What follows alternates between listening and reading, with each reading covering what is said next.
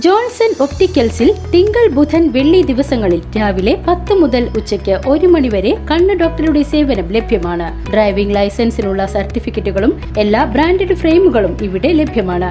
കൂടാതെ ഡോക്ടർമാർ നിർദ്ദേശിക്കുന്ന എല്ലാത്തരം കണ്ണടകളും ജോൺസൺ ഒപ്റ്റിക്കൽസിൽ നിന്നും ലഭിക്കുന്നു. ജോൺസൺ കണ്ണട വ്യാപാരം ഡിവൈൻ ആശുപത്രിക്ക് എതിർവശം വടക്കാഞ്ചേരി. തലക്കോട്ടുകര ഭഗവതി ക്ഷേത്രത്തിലെ പുനഃപ്രതിഷ്ഠാ ദിനം ഭക്തിസാന്ദ്രമായി.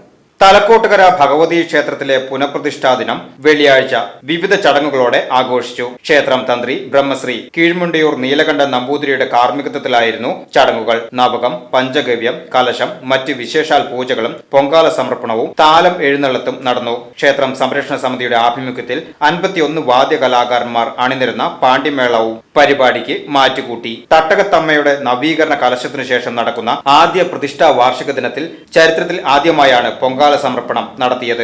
പൊങ്കാല സമർപ്പണത്തിൽ 100 കണക്കിന് ഭക്തജനങ്ങൾ പങ്കെടുത്തു. News bureau, Erumapetty.